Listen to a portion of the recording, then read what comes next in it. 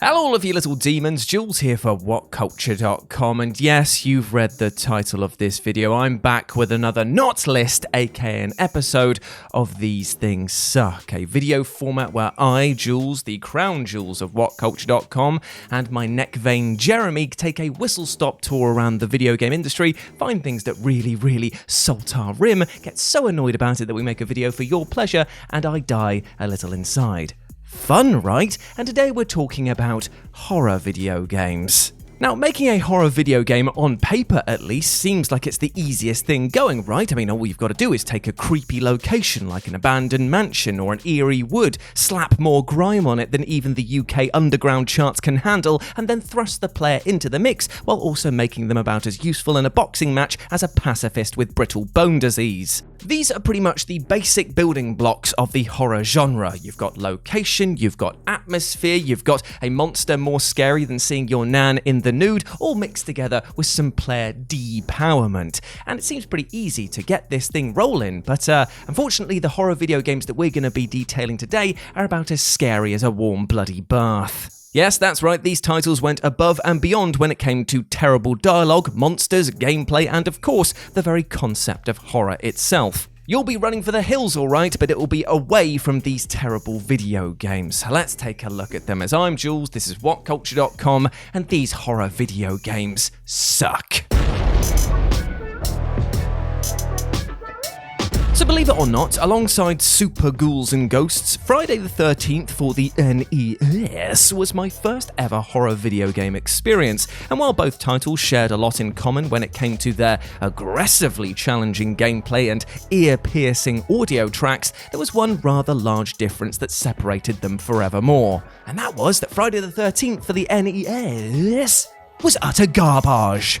Seriously, this game might be the worst time that I've had with any title, period. The horrendous visuals for a start make Jason look like HBO's take on Barney the fucking dinosaur, and that constant beeping that triggers whenever this tall glass of fuck you was off killing kids sounds like a truck that is forever reversing over my very will to live. Not that you'll have to worry about living for very long indeed, because Jason and indeed the rest of the enemies in this game will slash you like you're a part of a Black Friday sale. It is ridiculously difficult in places, and comical as well, because whenever you meet Jason, it just suddenly goes like, right, time to put up them jukes. It's a punch-out game, and you're just there like, you've got a knife and you're about 20 foot tall, and what have I got? Oh, a bag, a bit of paper, and some rocks. Fantastic! To say that this game is crushingly hard is like saying that Adam Sandler only makes movies to take his mates on holiday, quite bloody apparent if you've seen only a few screens of footage. But these boxing matches, the endless respawning of enemies, and the fact that you're constantly having to save kids from being murdered make for a one-sided affair that will extinguish your hope very quickly. Jason Voorhees, more like Jason Voorhees having a laugh, mate. Can you leave these kids alone for about 5 minutes, you dirty diddler?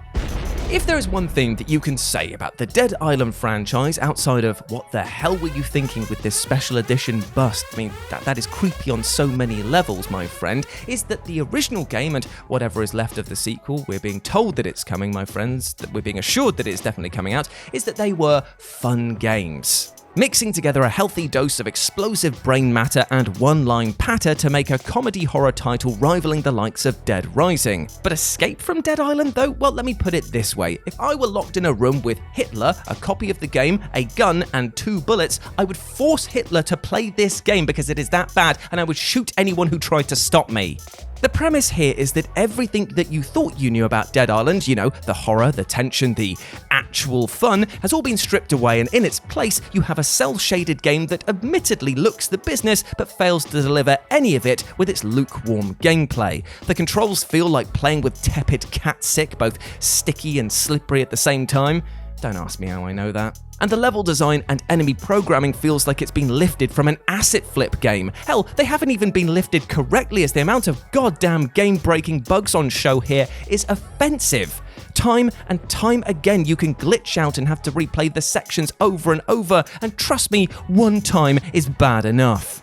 You know when some people describe some media as being switch-off-your-brain experiences? Well, for this game to be enjoyable in the slightest, you'd have to be brain-dead going into it, because much like its ridiculously douchebaggy, horrible protagonist, this is a thoroughly unenjoyable experience from start to finish.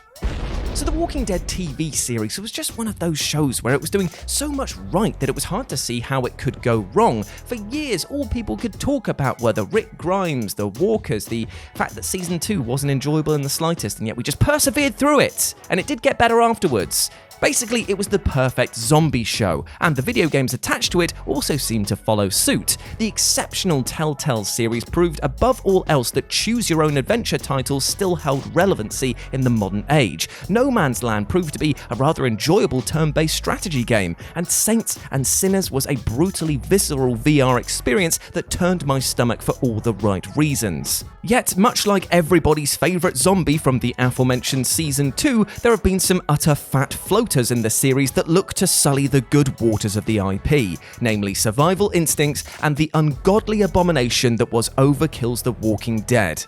And I'm just going to say this here, Overkill's Walking Dead game was so bad that they permanently deleted it, and we will be forever thankful for that. Slime Jesus, I know you had a hand in this, mate. I know you're not part of this series normally, and the regulars of these things probably don't know who you are, but seriously, cheers.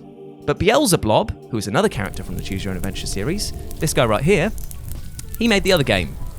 I hate him. However, what we're infinitely less thankful for is the fact that Survival Instinct still exists, and it's a lingering reminder of the worst Walking Dead game going. Everything about this experience is comically bad, from its graphics that look like somebody gobbed on the camera lens, to the AI which is so brain dead that even a real-life zombie would look at it and call it dumb. Survival Instincts has nothing going for it, serving up a bland, pre-chewed wad of paper and asking if you want a slice. This was less a title that sunk its teeth in deep into the player and more of a dispassionate gum job. I tell you what, mate, take your Season 7 bullshit and do one. Oh man, I can't believe that I finally get to talk about this game, Bram Stoker's Dracula. And before I go on to detail how terrible this title is, I'm going to give you a bit of a backstory, because when I was creating this not list, this video game just kept on popping into my mind of just being like, it was a terrible, terrible moment of my childhood, and I couldn't place what the title of this video game was. And it was only through exploring forums researching this that it finally clicked. I saw the title, Bram Stoker's Dracula, and it was like a door that had been locked in my mind forevermore just came exploding open with all of these horrible memories, and what should have been a moment of revelation of me being like, oh, there it is. I finally have that satisfaction of knowing where those terrible moments came from. It was kind of like putting the final piece of a puzzle into place, but then stepping back to look at the puzzle and realizing that it was a dog shitting on a baby. It was just wrong on so many levels, all of the experience, and there was a reason why that door was closed. So yeah, let's talk about it.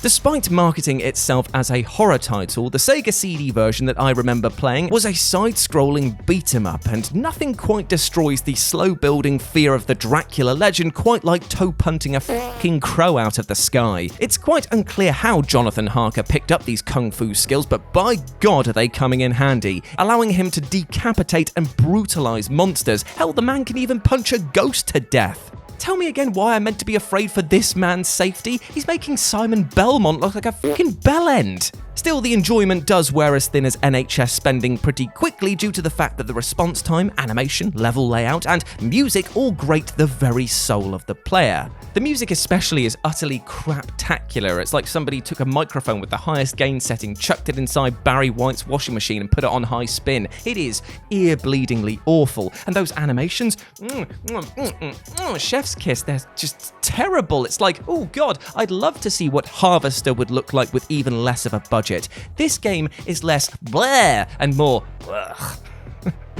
So, with the recent announcement of a brand new and, might I add, rather saucy-looking new Evil Dead game, heads are turning like the bloody Exorcist to look at this franchise and give it the love that it always deserves. It's hoped that this new title will not only capture the horror and over-the-top silliness of the films, but also quite possibly look to finally wash the utter garbage-juice taste out of our mouths that was the Evil Dead Hail to the King.